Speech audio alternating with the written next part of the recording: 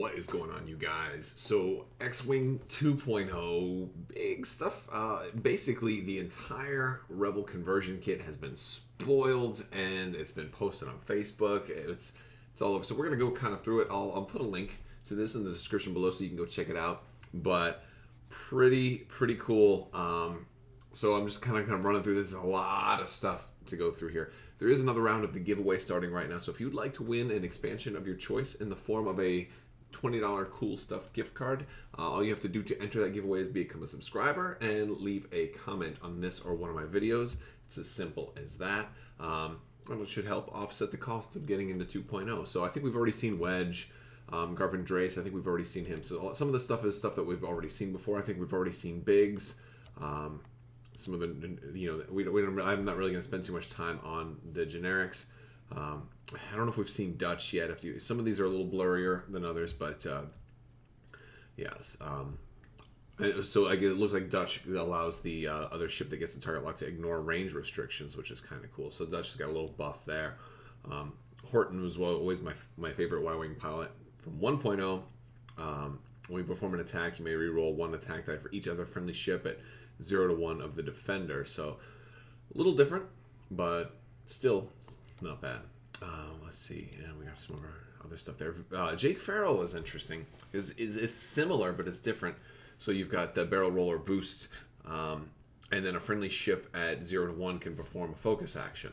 So it can be for somebody else. It doesn't say another friendly ship, though. It just says a friendly ship, so that could be yourself also. We've already seen Narvel Krind. He's a little bit. He's got a little bit of a boost. Green Squadron, Phoenix Squadron. Now, some of the B-wing pilots have been changed a little bit. I'm gonna give shout out to the Devil's Due podcast. Actually, linked me in this morning, but they went ahead and they changed some of these. So this was one of your ARC 170 pilots.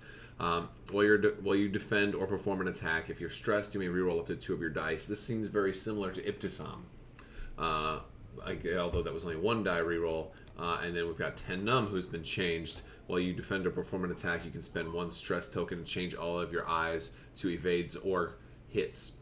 This seems like it was Kian Farlander. So like both of those abilities have kind of been changed, but they're both upgraded versions of those abilities. So these are really good B-wings, by the way. So they look great, but Ten Numb also got a nerf down in pilot skill a little bit, so he's a 4, which still is decent, but there's that's not not very, very good anymore. It's just kind of upper middle tier. Then our generic, another generic. I was hoping for more B-wing pilots than just 2 named B-wing pilots. Maybe they have to make room for the next B-wing aces. I don't know. Aaron Kraken, after you perform an attack, you may choose a friendly ship at range 1. That ship may perform an action, treating it as red. And this one can be him. He can perform the attack. So Aaron Kraken can shoot and then barrel roll. Lieutenant Blount got a big kind of boost. I don't think people were using him as much anymore because there was really only like a handful of uses.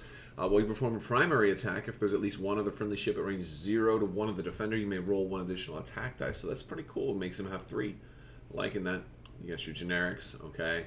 Lohiric. I think we saw some of these guys from the Azatux. Gives them an evade. So kind of similar, but it's not as strong as it was. If you're damaged, you may roll an additional attack die for Wolf Waru, so that's not bad, especially for a 3 primary attack ship. We've got Hera. Looks like she's about the same. She's pilot skill 5, though. She's not, she's not top of the pilot. They said there would be very few 6s, which is fine. Sabine, very similar. Ezra, I think we've already seen Ezra. And Zeb, pretty much the same. Fen Rao is pretty much the same. He is a pilot skill 6, so he is one of your top tier pilot skill initiatives. Ezra, again, same. Zeb, same ability. AP5, we've already seen AP5. We've seen Jan during the other one. You got it's very similar, but you have to line them up. But this whole ship, though, the HWK as a whole got helped out quite a bit. Kyle Katarn, and it's got the weapon, it's got the turret built into it. It's got the that's another thing that's nice. Kyle Katarn's about the same. Rourke is about the same. You know, he except this initiative 7, but which is now the highest. There's nothing. You know, 6 is the highest, so 7 means they're going to go first, or shoot first. Another Ezra. Boy, you're getting a lot of Ezras now, aren't you? Yeah. Sabine, Rex, and then Zeb. All right. Cornhorn. We've seen Cornhorn already. They have to be in your bullseye arc, which is fine. You know, make it a little harder. Gavin Darklighter. Well, a friendly ship before. This is the same ability we've seen before, which is fine. Rogue Squadron Escort, Knave Squadron, Bodhi Rook. Friendly ships can acquire locks on objects at 0 to 3. That's one of the things, as all the objects get changed. We can just keep kind of running through these. I don't think the U-Wings got changed all that much. If it's at range 0, you may perform an action. Yeah, if they bump you, basically. Range 0 is touching. Is Siege 0 to 2. Defends or performs an attack. It may spend your focus tokens as if that ship has them. Miranda, Miranda got changed a little bit. She can't fill up to full. She can only do it if she needs the shields, like because she has none left. So Nora is also in an Arc 170. So, Nora's going to be in a Y-wing and an Arc 170, and that's fine. While you defend, if there's an enemy ship at range 0 to 1, you may add an evade to your dice results. Seems like a little bit of a nerf to Nora, if memory serves. I don't have every single pilot ability in my head at the top right here, but I'm pretty sure Nora was for attack before. After you spend a focus token, you may choose a friendly at 1 to 3, and they gain a focus token. Yeah, all right. So this is the same as Garvin Drace's X-Wing ability, but in a Y-Wing. Or, I'm sorry, in an Arc 170. Charbet, after you defend or perform a primary attack, you may spend a lock to add an eyeball to your dice results. Ibtisam did make it out of the B-Wing and into an Arc 170. That's pretty cool. After you fully execute... I haven't looked at all these ahead of time, so I looked at just a few of them, so we're kind of going through all of this together. If you fully execute a maneuver, fully means you can't bump or land on an obstacle or anything. If you're stressed, you may roll an attack die on a hit or crit, remove a stress token. So very, change to Ibtisam, still about stress. We've already seen Han Solo, Lando, after you execute a blue maneuver, is 0 to 3. So you have more range for Lando's ability now, but it's still pretty much the same. Chewie, before you be dealt a... Oh, you have a charge. So you can't just do that infinitely, which is fine. You save it for when you run. It's kind of like Chewbacca's crew ability built into the pilot. And our Outer Rim Smuggler, which does have attack value of 3 instead of 2. Hera, the Ghost. I think we've seen the Ghost already, and her ability is the same. Kanan, he's using the Force. So while a friendly ship in your firing arc defends, you may spend a Force. If you do, the attacker rolls 1 or fewer dice. Similar ability, but you can't stack it up potentially. You can't abuse it as much because you're only going to get 1 Force back per turn.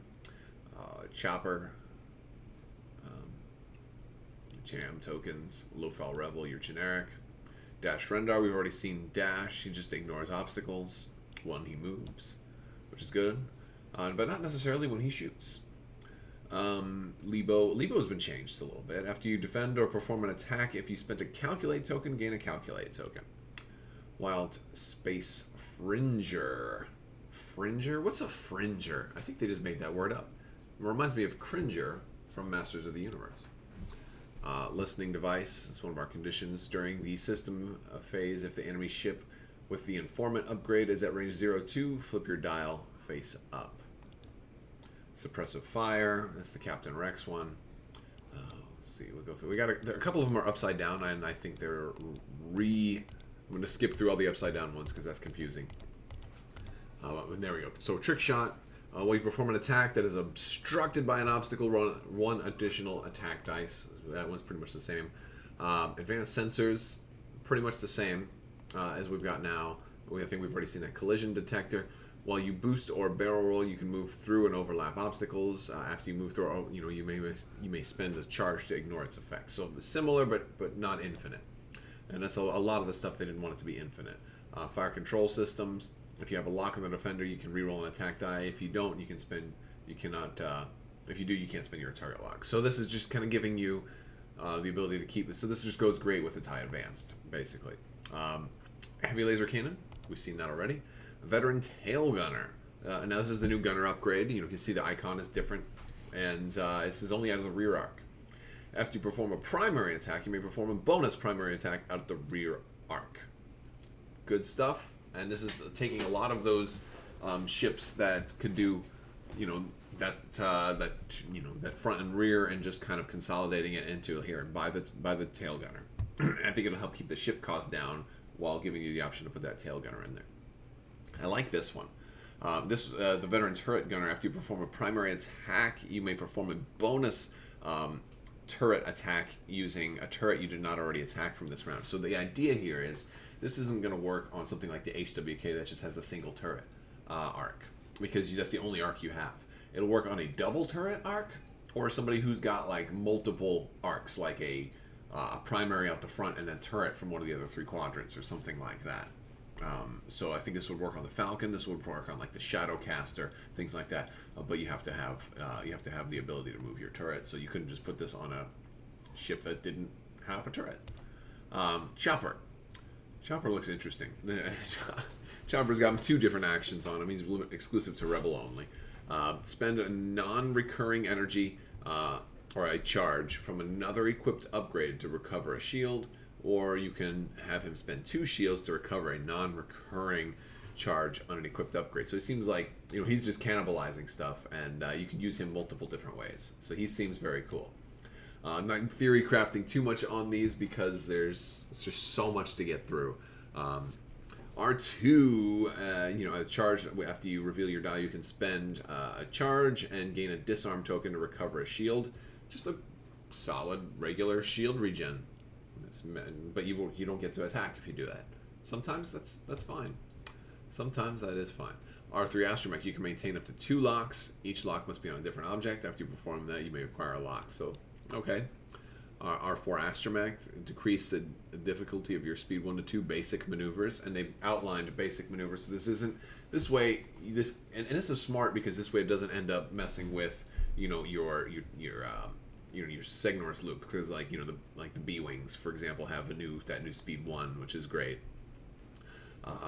R5S Astromech. And also, if they ever want to add any new type of maneuvers beyond a Talon roll, Signor's loop, or K-turn, if they want to add something freaky, or I guess your hard stop is also another freaky one, right?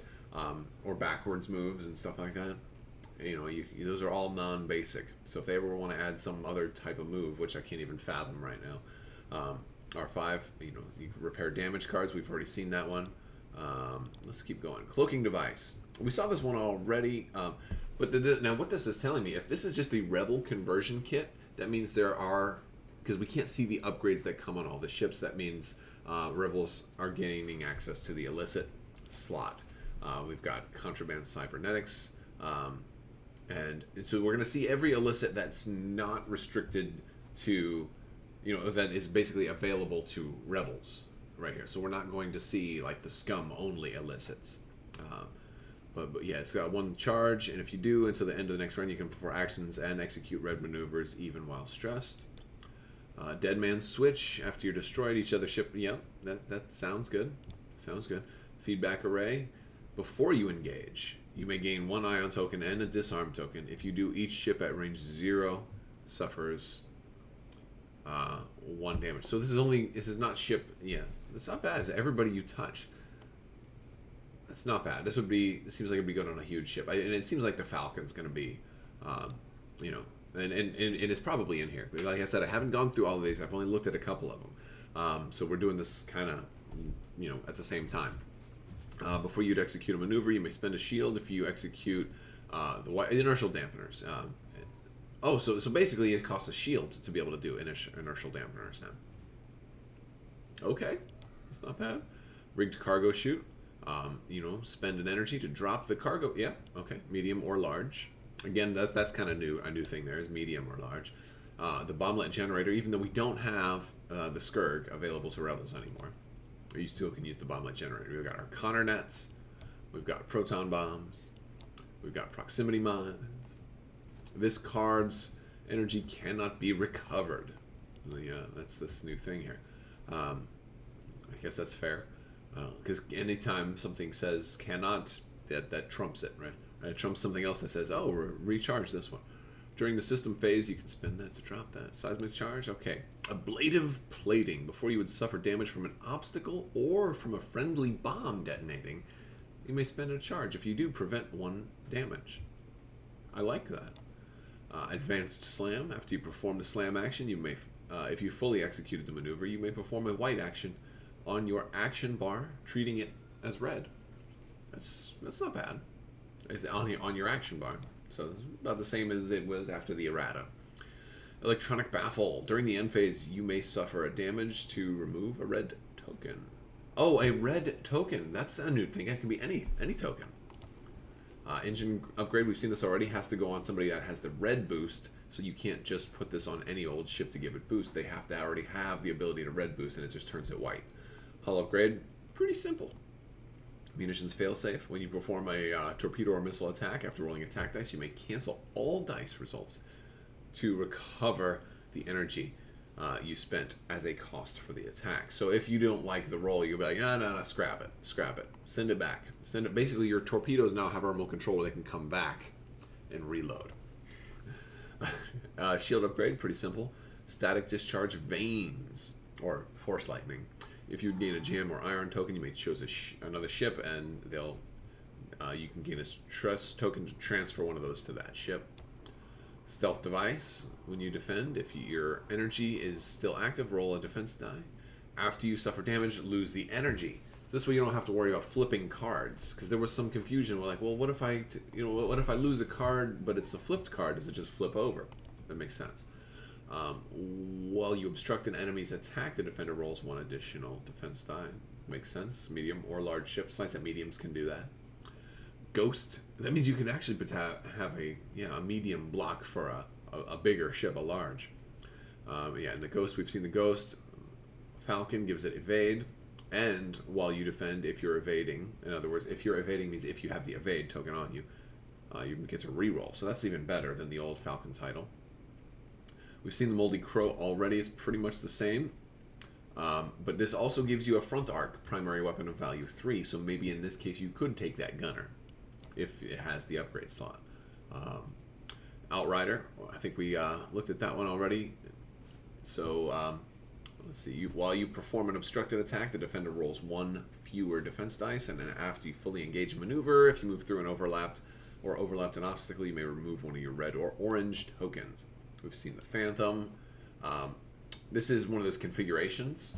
So this is something they used to do for titles, and it didn't make sense to like have a ship called Pivot Wing open, right? Like that wasn't going to be a title or anything like that. For anything that was a title, it just didn't make sense to sound like a unique title. They give it these configurations. So this doesn't do anything when it's open, but when it's down, when it's closed, you roll 1 fewer defense dice, but you also get the ability. So you get pros and cons when it's closed, and if you want to get rid of the cons, you flip it open, but you lose the pros. Same thing with the S-foils. Nothing when it's open. When it's closed, you 1 less attack die when you attack, but you gain the boost and focus in the boost. So, we've seen heavy laser cannon already. Ion cannon. Ion cannons are a little different now. Ions is basically you can spend a damage to give them the ion, and then any further damage that goes through will be... I'm sorry, the first one causes the damage. Anything beyond that will be ion tokens instead of damage. Which is... So in theory, you could potentially get 2 ion tokens if you hit really, really well. But it means also if you get just a slight hit, you're only doing 1 damage and no ion tokens. I think this is a great thing for those control builds that might have created a negative play experience, because if you've ever played against somebody running a whole bunch of ions and not been able to actually fly because they just fly you off the board and you can't do anything, it's not fun. In this way, this provides some potential defense against that, because if you're a small ship, you get 2 ion tokens, doesn't matter. It's the same as 1. But this gives them also a chance against large ships. Jamming beam. If this attack hits, all hit or crit results inflict jam tokens instead of damage. So none of that, no damage, but you can get multiple jam tokens, which is kind of cool. And it's 3 dice, only range 1 to 2, so you could potentially jam a large ship. Tractor beam and dorsal turret. I think they're both the same. We've seen those already. Ion cannon turret. We've seen that already. Same as the ion cannon. It's just a turret. Only range 1 to 2, but still 3 dice. Advanced proton torpedoes. 5 dice, and it's an attack target lock. Spend a charge to change a hit to a crit. So that's we're still range 1, 5 dice. You don't have to spend your attack, your target lock anymore. You just have to have the target lock. And hopefully the advanced proton torpedoes are cheaper. Ion torpedoes, proton torpedoes. Again, not that many differences here. Cluster missile, 4 of them. You get 4 of those. Spend a charge after this attack. You may perform this attack as a bonus attack against a different target at range 0 to 1 of the defender, ignoring the target lock requirement. So that's kind of nice. It's more of a spread out as opposed to concentrating. Concussion missiles. And they'd have to expose one of their damage cards. Interesting. I'm not sure exactly what expose means, but we'll figure that out. Homing missiles. Let's try and get through the rest of this. There's some more really good stuff in here, and I'm going to go too far. All remaining hit crits. Ions. Proton rockets. And you can spend focus. No, you have to have the focus, and you can... Yeah, and you have to spend that. But... Oh, so the proton rockets are just a straight up 5 damage, but it's bullseye arc. Oh, interesting. And there's no requirement. It's range 1 to 2. You have to have a focus. Well, that's pretty good. Bays. Now we're in some crew. When you perform a focus action, you can treat it as red. If you do gain additional focus, so you can get up to potentially 3. It says maximum of 2, but that's for the bonus. C-3PO is the same kind of spirit, but a different functionality of it. He still has you guess. You have to guess 1 or more. But he also gives you after you do a calculate, you gain a calculate. So that's good. Because you have to spend the calculate to trigger him. So in theory, you might be able to use him twice, right? Before rolling defense dice, you may spend a calculate token to guess aloud a number 1 or higher. If you do and roll exactly that, add that many results. So you can use C-3PO twice. Not bad. And he gives you the calculate action if you didn't have it already. He might work well with Lebo. Cassian Andor. During the system phase, choose an enemy ship 1 to 2, guess aloud a bearing and speed, and look at the ship's dial. If the chosen's bearing and speed match your guess, you may set your dial to another maneuver. I think it's... Chewie's a little different, but you can repair face-up damage cards. I like the new Chewbacca pilot better than this one. Chopper. Yeah, you can perform an action even while stressed. After you perform an action while stressed, suffer damage unless you expose one of your damage cards. So I think expose is to flip face-up, one of the damage cards. Slicer, before you attack. While you defend, before attack dice are rolled, you can spend a lock. I'm just going to kind of go through these. Jam token on a hit or crit, gain a jam token. Not crazy about that. Gonk droid. Interesting. So yeah, you start without any, so you have to. So it seems like his capacity is 1, and that's why it says set up, lose 1. So you don't start with the 1, you start with 0.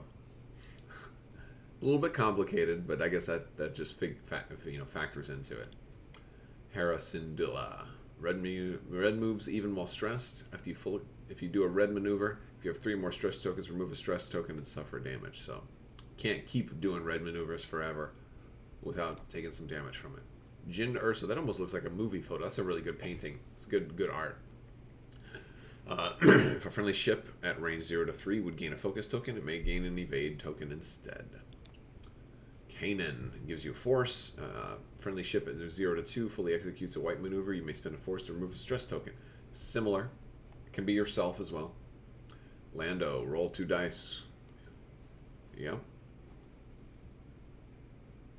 Oh, so if that's not bad. They made Lando way better. If both are blank, you still get something. I like that. I like that a lot better. Because Lando cheats. I've been wanting to see what they did with Leia. She has 3 charges. At the start of the activation phase, you may spend 3 during this phase. Each friendly ship reduces the difficulty of its red maneuvers. So she can potentially be used more than once. Potentially. But you need something to recharge her. Because I don't think the charges come back automatically. I think you need something to add a charge. Decrease the difficulty of your bank maneuvers. Okay. That's changed a little bit. But that's cool. That's not bad. At the end of the round, you may roll an attack die to repair a face-up damage card, and then on a hit result, expose that damage card. Okay. Oh, so you have a chance to repair or fail. All right. Focus after you perform a focus game of focus. Okay, they changed that, but okay. R2, I think we've seen R2 already. If you're damaged and not shielded, you may roll an attack die to cover a shield. If you roll a hit, you expose one of your damage cards. You still get your shield back, but you're flipping a damage card face up. We've seen Sabine already. She's got one of each. She's just like, she's got a little bit of everything, and you get to, dish it out when you need to. Reveal your dial, set your dial. Another non-red maneuver at the same speed. Yeah, increases difficulty. Okay, not bad. We've seen this guy already. It's turning a red coordinate to a white coordinate. Very few can use it. Zeb, you can attack while bumping. But they cannot. They can. Yeah, they can. So he's about the same. Bistan, he's a gunner. If you're focused, you can perform a bonus turret attack against a ship you have not already attacked this round. So he can go out the same arc. Not bad. Ezra Bridger. If you perform a primary attack, if you spend a force to perform a bonus turret attack from a turret you have not attacked from this round, if you do and you are stressed, you may reroll one attack die. So Ezra is very similar to the other gunner. He just costs a force, and you can potentially reroll. We got Han, Gunner Han. I think we've seen this one. You're going to do that attack at initiative 7. So he just lets you shoot first. But if you do that, you cannot attack from that same arc again. Again, that's fine. A hotshot gunner. While you perform the turret attack after a modified defense dice, the defender removes a focus or calculate. It seems like there's so much more of an emphasis on turrets, but them only having there's a whole lot more turret stuff, but a whole lot less turret 360. Right? Speaking of turret 360, here's the one guy who can do it: Luke Skywalker. So at the start of the engagement phase, you may spend your force or spend a force to rotate your turret. So again, this is like, all right, well, I can go wherever I want now. But the guess right now is that Luke is going to be very expensive because he is like a safety net.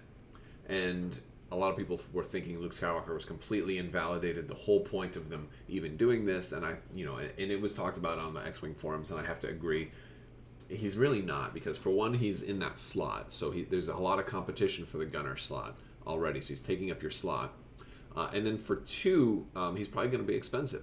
And so he's probably like a safety net to teach newer players how to use, turrets.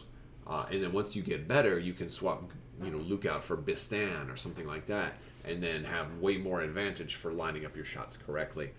I'm fine with it. He just probably should be expensive. If he's like a 1-point upgrade, then they screwed up. He needs to be expensive like he was in X-Wing 1.0. All right, let's keep going.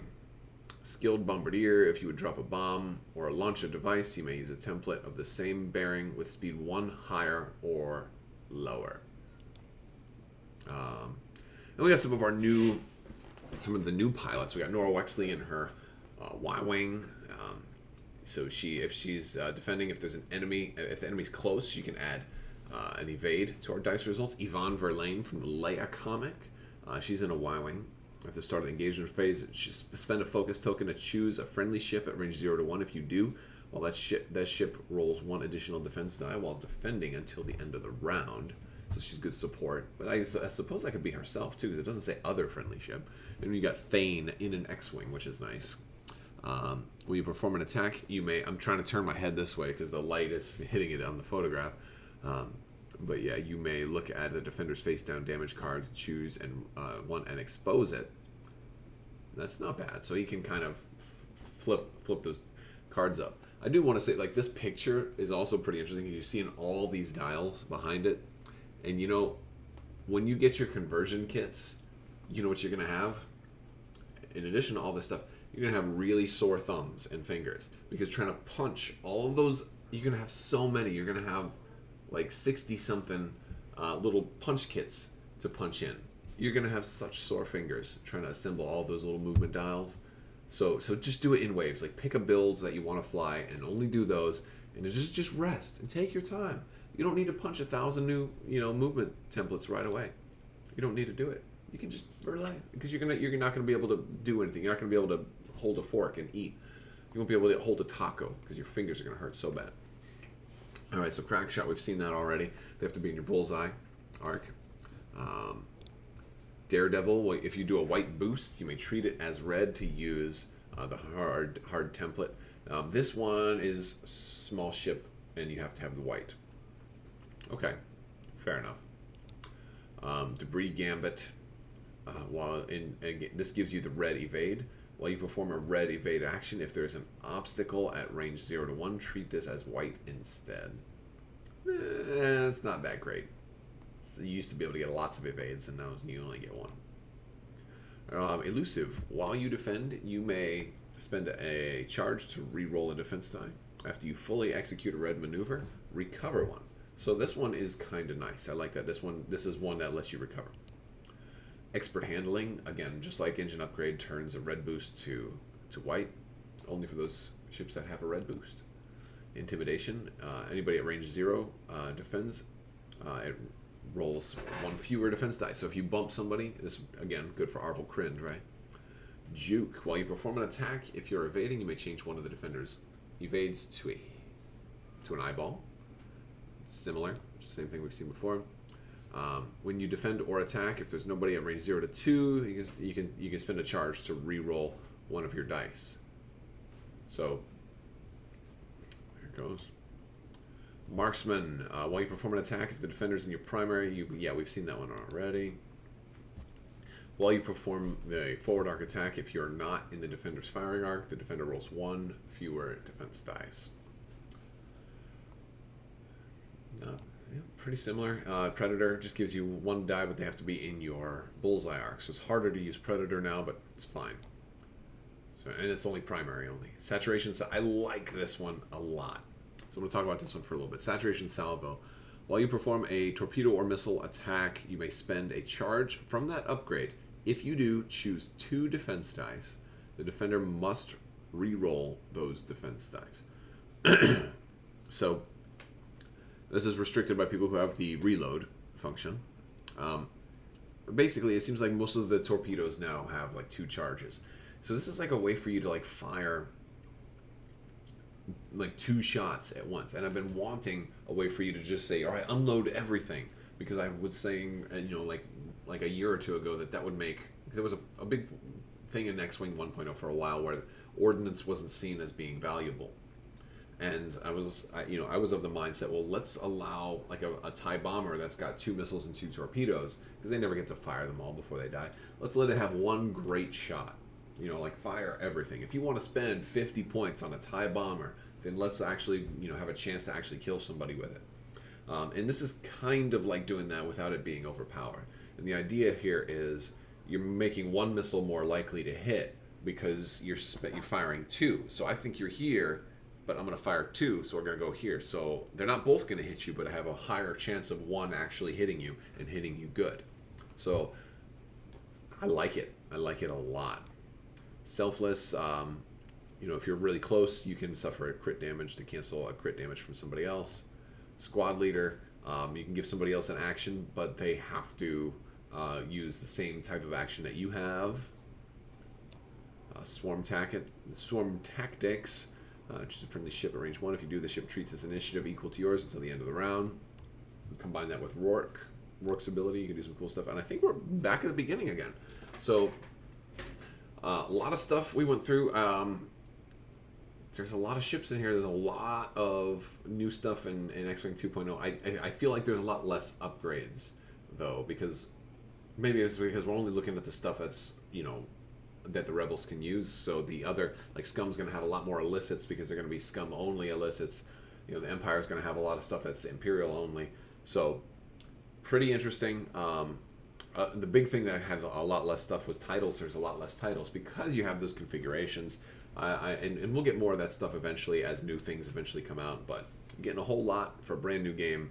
Like if you look at X-Wing 2nd Edition as a new game It's astounding the amount of content you're getting on a new game's launch. Never before has a new game launched with like 14 waves of stuff. So, or even half that. So, you know, it's gonna be fun. I'm excited for X-Wing again because I was starting to get really kind of, I don't know, not less excited, I guess, about X-Wing. So, pretty cool stuff. We'll see the rest probably here pretty soon. And if not, then Gen Con, because I'll be there and I'll get mine and we'll see if there was anything that was missed. But we can start playing.